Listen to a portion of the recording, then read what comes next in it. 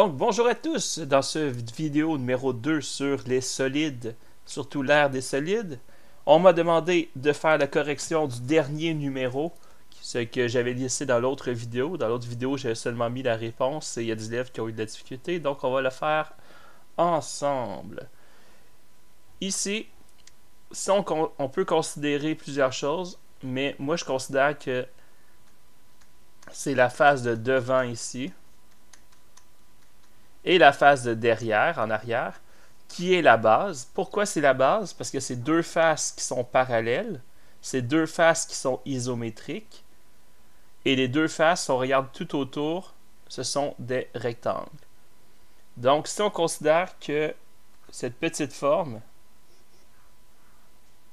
est une base, bien, on va calculer son aire. Donc ici, on peut la séparer en trois parties. On a un rectangle.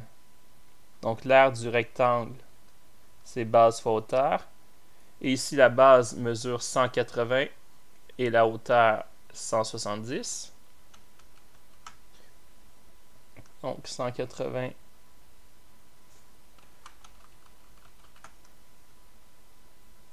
fois 170.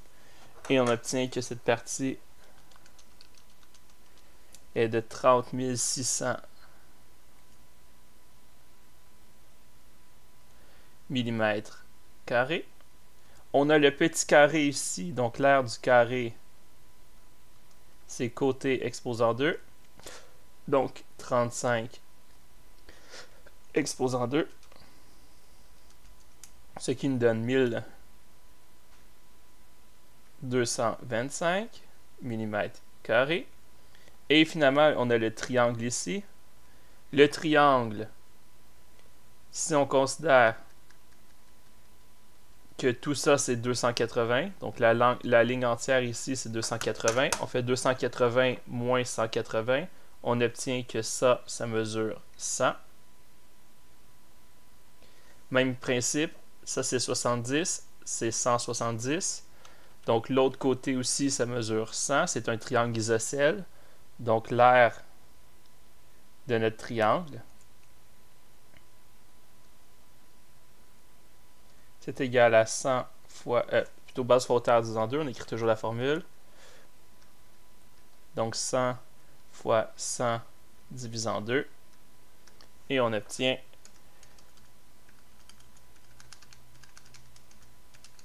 5000. Et donc, l'aire de une base, c'est 30 600 plus 5000 moins 1225 pour faire le trou ici. Donc, l'aire de une base, 30 600 plus 5000 plus moins 1225, ça donne 34 375 mm². Donc ça, c'est l'aire de une base. Quand on fera l'aire totale, on va pouvoir multiplier par 2 parce qu'on a 2 fois la base. Ensuite, en rouge, je vais calculer l'aire latérale extérieure. L'aire latérale extérieure, c'est toute l'aire à l'extérieur. Donc on a vu que l'aire latérale d'un prisme, l'aire latérale extérieure, c'est périmètre de la base fois la hauteur du prisme. Le périmètre de la base, c'est 141.42. Donc, je vais mettre une parenthèse. 141.42 plus 70 plus 180 plus 170 plus 280. Tout ça multiplié par la hauteur du prisme qui est 100. Donc, effectivement, l'aire latérale extérieure, c'est 84 142. Merci d'avoir trouvé cette erreur. Et donc,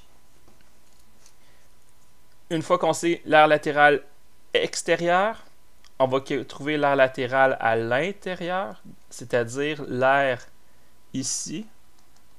Pourquoi je la calcule à part? Parce que imaginez qu'on a cette forme-là. J'ai déjà peinturé en rouge l'extérieur ici. J'ai peinturé en jaune le devant et le derrière. Mais à l'intérieur ici, je n'ai pas de peinture. Et moi, je veux l'aire total, donc je veux que toutes les surfaces soient recouvertes de peinture. Donc l'aire latérale à l'intérieur, c'est comme si on avait un prisme à base carrée ici. Donc je vais faire l'aire latérale d'un prisme, qui est le périmètre de la base fois la hauteur. Le périmètre de la base, c'est 4 fois 35. Ça, c'est le périmètre. Et la hauteur, ici, ça mesure 100. La hauteur, c'est encore 100. Donc, 4 fois 35 fois 100, ça nous donne 14 000. Et 14 000, c'est l'aire latérale à l'intérieur. Et là, il ne faut pas faire l'erreur quand on va faire l'aire totale. Une erreur courante, c'est que ici, l'endroit que j'ai peinturé en vert, je dois l'ajouter parce que c'est une surface que je dois peinturer. Il y a beaucoup d'élèves qui se disent « Ah, comme c'est un trou, c'est sûr que je fais moins. » Le seul moins qu'on avait besoin de faire, c'était le trou du carré, parce que le carré, c'est une surface qu'on ne peinture pas. Ce carré-là ici, c'est une surface que je ne peinture pas, qui est vide. Mais la paroi à l'intérieur, je dois la peinturer, donc je dois la calculer. Ce qui me donne que l'aire totale, c'est 2 fois ma base qui était 34 375, plus 84 142 qui est mon aire latérale extérieure, plus 14 000 qui est mon aire latérale à l'intérieur. Donc mon aire totale, 2 fois 34 375 plus 84 142 plus 14 000, 166 892 mm². Donc pour ceux qui sont connectés présentement, est-ce que vous avez des questions? OK, pas de questions. Donc, on va aller voir la matière d'aujourd'hui, qui est le cylindre. Donc le cylindre, vous allez voir, c'est simple, c'est un prisme qui est rond. Donc c'est la même formule qu'un prisme, on va faire les mêmes choses, mais vu que la base c'est un cercle, c'est un disque, ben là, ça change un petit peu les affaires. Donc, un cylindre, on a deux bases encore comme un prisme. Les deux bases sont... Pardon. Les deux bases, on voit, elles sont isométriques. Les deux bases, elles sont parallèles. Donc, on a deux bases comme pour un prisme. Et comme pour un prisme, on va dire que la paroi latérale, on va appeler ça l'aire latérale. Donc, on a deux bases, on a une aire latérale. Si on regarde la forme, si on décompose la forme, vous avez le cercle du dessus qui est ici. Vous avez le cercle du dessous qui est ici. Et le rectangle, c'est notre paroi latérale. C'est l'aire latérale. Si vous voulez le tester à la maison, prenez-vous un rouleau de papier de toilette. Je sais que le papier de toilette est en pénurie partout, mais mettons en trouver un rouleau. Vous pouvez garder précieusement le petit rouleau en carton brun à l'intérieur. Et si vous découpez votre rouleau de papier de toilette verticalement, là, vous faites un trait vertical comme ça pour le couper, et que vous le dépliez, vous allez voir que l'aire latérale d'un cylindre, en fait, c'est un rectangle qui est enroulé. Donc maintenant, comment est-ce qu'on calcule l'aire de cette forme? Ben, l'aire d'un disque, on l'a déjà vu. L'aire d'un disque, c'est pi fois rayon exposant 2. Maintenant, ce qu'il nous reste à trouver, c'est l'aire latérale. Premièrement, la hauteur. Ça ici, c'est la hauteur d'un cylindre. Donc, dans notre rectangle ici, c'est la même mesure, c'est la hauteur de notre cylindre. La seule mesure qu'on ne connaît pas, c'est cette ligne-là ici. Par contre, on sait que cette ligne-là ici, elle va s'enrouler autour du cercle. Et comment est-ce qu'on appelle ça autour du cercle? Le périmètre d'un cercle. Le périmètre d'un cercle, on appelle ça une circonférence. Donc, dans le fond, pour calculer notre aire latérale de cylindre, on va utiliser la hauteur et la circonférence. Donc, on s'en va ici. L'aire d'un cylindre, l'aire de la base, c'est pi fois rayon exposant 2. Et maintenant, l'aire latérale d'un cylindre, c'est la circonférence multiplié par la hauteur. Et la circonférence, on a déjà vu la formule, c'est 2 fois pi fois rayon. Tout ça multiplié par la hauteur. Donc, si vous voulez, vous pouvez écrire que c'est 2 fois pi fois rayon fois hauteur. Vous pouvez écrire ça d'un seul coup. Vous avez le droit d'écrire que l'aire latérale, c'est 2 pi RH. Ce serait une bonne formule. Si vous voulez calculer la circonférence à part, puis ensuite multiplier par la hauteur, vous avez le droit aussi. Donc, on va faire un exemple ici. Trouvez l'aire totale du cylindre suivant. Nous avons l'aire, nous avons le rayon. La hauteur et nous avons le rayon. Donc, on va commencer par calculer l'aire de la base, qui est pi R2. Et donc, on va faire pi fois le rayon, qui est 5 décimètres. Là, on voit que les mesures sont en centimètres par décimètre. Moi, je vais tout mettre en décimètres. Donc ici, ça va donner 30 décimètres. Faites attention d'avoir des unités de mesure qui sont partout pareilles. Donc, l'aire de la base, c'est un cercle, pi fois rayon exposant 2. Donc, pi fois 5 exposant 2, ça nous donne 25 pi. Si vous voulez calculer le nombre décimal précis, vous pouvez, mais on va calculer tout en pi. Vous allez voir, ça va être encore plus facile à faire. L'aire latérale, c'est circonférence fois hauteur. J'ai dit 2 pi RH, on va aller directement avec la formule plus rapide. 2 fois pi fois rayon fois hauteur, donc 2 fois pi fois le rayon qui est 5 fois la hauteur qui est 30. 2 fois 5, 10. 10 fois 30, 300. Donc la réponse c'est 300 pi. Et donc l'aire totale, dans notre cas ici, on a deux bases. Donc on va faire 2 fois 25 pi plus 300 pi. On obtient 350 pi. Et si on calcule en nombre décimal, c'est environ 1099,56. Et c'était des décimètres carrés. Donc voilà, j'ai trouvé la réponse assez rapidement, 350 pi. On fait juste l'aire de la base, on fait l'aire latérale.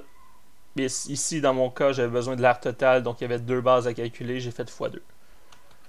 Dans certains cas, on n'a pas besoin de calculer les deux bases. Par exemple, imaginez que ça, c'est un bâtiment qu'on demande de peinturer. C'est impossible, même si vous êtes le peintre le plus fort du monde, de soulever le bâtiment dans les airs pour peinturer le bâtiment dessous, puis ensuite le redéposer par terre. Donc, il y a certaines conditions qui vont faire qu'on ne pourra pas peinturer toutes les surfaces. Et le dernier exemple, ça, c'est un exemple super important. Parce que dans un monde normal où on aurait eu des examens de fin d'année, on aurait eu une question comme ça dans les examens. C'est un numéro dans lequel il nous manque des mesures. Et il faut trouver les mesures.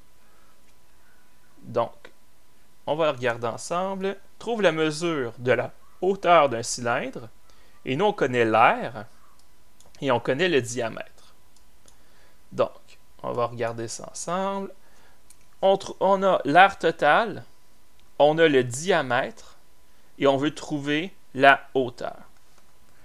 Donc, on va commencer par regarder l'aire totale. L'aire totale, c'est quoi?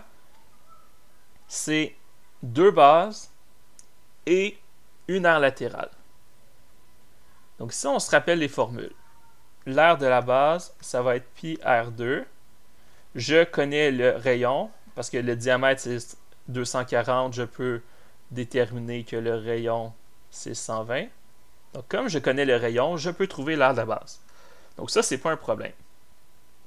L'aire latérale, c'est 2 fois pi fois rayon fois la hauteur. Je connais pas l'aire latérale et moi, je cherche la hauteur. Donc, ça, mettez-le dans votre tête. C'est ça que je veux. Dans ce problème-là, c'est la hauteur que je cherche. Et finalement, l'information pertinente que j'ai, c'est que l'aire totale est de... On connaît l'aire totale, et l'aire totale, dans le fond, c'est 2 fois l'aire de la base plus l'aire latérale. Donc, si je connais l'aire totale, que je connais les bases, ça va me permettre de trouver l'aire latérale. Donc, je peux voir ça comme un premier objectif à atteindre. Puis, si je connais l'aire latérale, qui était mon premier objectif, que je connais le pi, le 2 et le rayon, je vais pouvoir trouver en deuxième objectif ma hauteur. Donc, comment j'ai trouvé les étapes à faire? C'est en fouillant dans les formules qui étaient reliées à ce problème. Donc, on va le faire ensemble. Premièrement, je dois trouver l'aire de la base. Donc, l'aire de la base, c'est pi R2. Et pi R2, c'est pi fois 120 exposant 2. Donc, 120 exposant 2 fois pi. On obtient 45 238,93 mètres carrés. Mais pourtant ici, c'est marqué 5000. D'où vient cette erreur? Ce n'est pas une erreur, c'est qu'ici, c'est des décamètres carrés, et ici, nous avons des mètres. Donc, je dois convertir une unité quelque part. Je vais convertir les décamètres. Donc, 5001,4272, c'est décamètres carrés. C'est équivalent à 5014,72 mètres carrés. Parce que comme c'est de l'air, je dois multiplier par 100 à chaque fois que je convertis. Et donc, je connais l'aire de une base et je connais l'aire totale. Donc, pour trouver mon aire latérale, qui était mon étape 1 que je m'étais indiqué ici, je vais tout simplement faire 500 142,72 moins 2 fois 45 238,93. Et ça va me donner l'aire latérale. Donc, j'ai fait l'aire totale moins les deux bases. Et donc, mon aire latérale est de... Je suis en train de calculer sur la calculatrice. Vous pouvez en faire de même.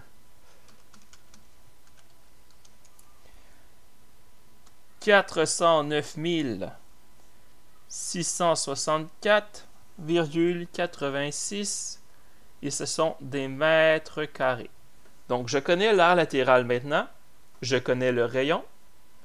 J'ai toutes les informations nécessaires pour passer à l'étape 2 ici. Donc, je vais commencer par écrire la formule. Aire latérale égale 2 fois pi fois rayon fois hauteur.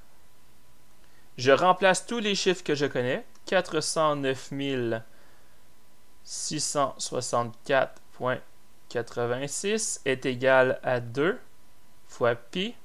Le rayon est de 120 et la hauteur, elle est inconnue. 2 fois 120, ça donne 240. Donc, j'ai 409 664,86 égale 240 pi fois la hauteur. Je vais diviser de chaque côté par 240 pi.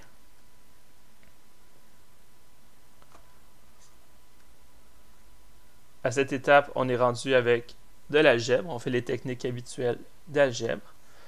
409 664,86 divisé par 240 pi.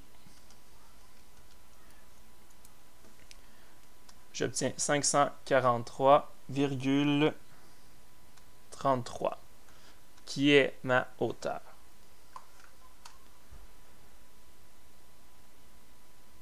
Et donc, j'ai trouvé la hauteur du cylindre. Donc, pour faire des numéros avec des mesures manquantes, on doit identifier les formules pertinentes, remplacer les données connues et inconnues,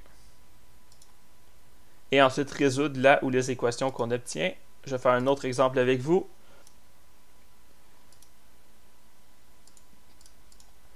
Donc, on va recommencer, on écrit la formule. Aire latérale égale périmètre de la base fois hauteur. Donc, l'aire latérale, je sais que c'est 633,75. Le périmètre de la base, comme c'est un carré la base, c'est 4 fois x. Et la hauteur, c'est 15. Et donc, on obtiendrait 633,75 égale 60x. Et après ça, on divise par 60. on obtiendrait 10,625 pour x. Et là, il faut répondre. Donc, nous, on veut le périmètre. Donc, 4 fois 10,625.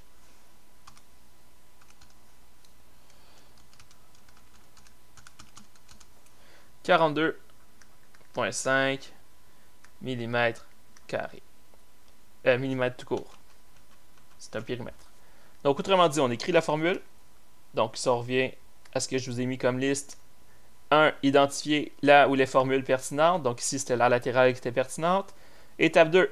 Remplacer les données qui sont connues. Je connais l'aire latérale, j'ai remplacé l'aire latérale. Je connais que le périmètre de la base, c'est 4 fois le même côté. J'ai remplacé par 4x pour le côté inconnu. Je connais la hauteur, j'ai remplacé.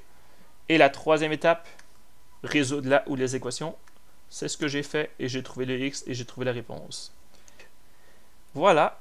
En théorie, vous avez tous vu la matière de secondaire 2 pour les solides, c'est-à-dire les prismes, les pyramides, les cylindres, et comment trouver des mesures manquantes en remplaçant par de l'algèbre et en faisant les calculs habituels. J'ai un petit bonus pour vous, parce que je sais que vous êtes très très bon. Petit bonus, c'est plus du secondaire 3, mais vous êtes capable en 2 quand même. L'aire d'un cône. Si on prend un cône et qu'on le dessine, un cône, qu'est-ce que c'est un cône? C'est un... comme ça. Comme ça. Et là, c'est pointu. Et normalement, c'est quand même droit. Donc, un cône, c'est ça la forme. Ceux qui ont déjà fabriqué un cône dans une garderie plus jeune, bien, vous avez vu que dans le fond, la base ici, c'est un cercle. Donc, c'est l'aire d'un disque normal. Il n'y a pas de différence. Mais que la partie du dessus, la partie ici, d'un chapeau de fête, par contre, si on le défait, ça ressemble à ça. Et pourquoi ça ressemble à ça? Parce que dans le fond, je vais essayer de mieux le tracer. La partie que je vais mettre en rouge ici.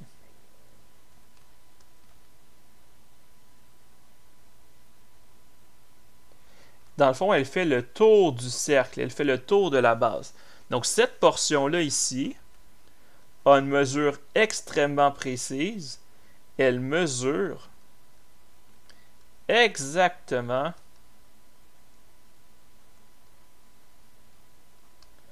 la circonférence de la base.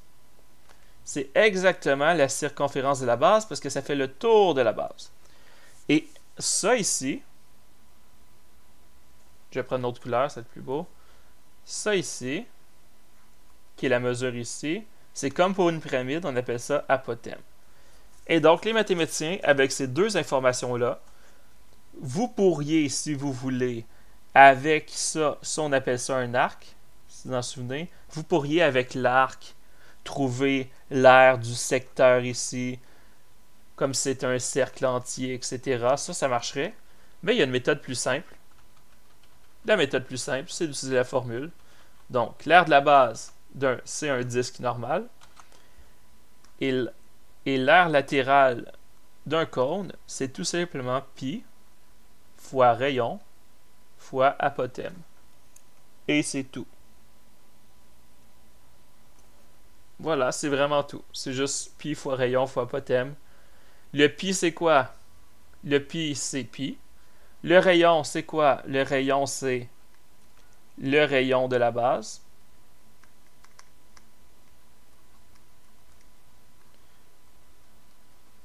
Et l'apothème, c'est l'apothème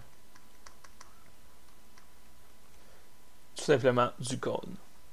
Finalement, l'aire d'une sphère. Je crois que vous avez sûrement déjà vu ça dans votre vie. Une balle de baseball. Une balle de baseball, ça ressemble à ça. OK. Maintenant, pourquoi c'est rond ici? C'est pour une raison ultra simple. C'est parce que c'est une des façons les plus simples de fabriquer une balle en cuir. Du cuir, ça peut se plier, ça peut s'étirer un peu, mais pas beaucoup. Et donc, ce qu'ils ont fait pour fabriquer une balle de baseball, c'est tout simple. Ils ont pris du cuir. Et avec le cuir, ils ont découpé seulement 2 morceaux. Donc, on va regarder ensemble. Ils ont pris du cuir. Ils ont fait une forme comme ça. J'essaie de bien dessiner du premier coup. Yark. On recommence.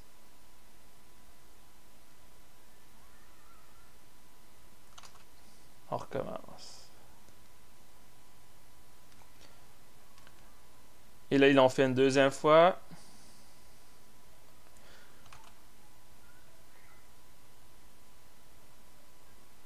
Donc, dans le fond, ils ont pris 2 portions de cuir comme ça. Et quand ils les assemblent, ça donne l'espèce de 2 morceaux. Autrement dit, des balles de baseball, au fond, c'est comme s'il avait pris 4 disques et qu'ils les avaient collés ensemble. Ça, c'est une des preuves réelles les plus visibles de l'aire d'une sphère, parce que dans le fond, l'aire d'une sphère, je vous rappelle qu'une sphère, c'est une boule en 3 dimensions. Okay. L'aire d'une sphère, c'est tout simplement 4 fois pi fois rayon exposant 2. Donc, tu prends l'aire d'un cercle et tu fais juste x 4. Donc, c'est comme s'il avait pris 4 cercles de cuir et qu'il les avait cousus ensemble. La petite partie au centre, comme ça, c'est juste ce qu'on perd parce que c'est pas des cercles parfaits qu'ils utilisent pour faire des balles de baseball. Donc voilà, vous savez toutes les formules. Je vois des gens qui dans le chat mettent des liens YouTube que je ne vais pas cliquer parce que ça a sûrement du rickroll. Donc voilà, bonne journée à tous pour cette vidéo et à la prochaine.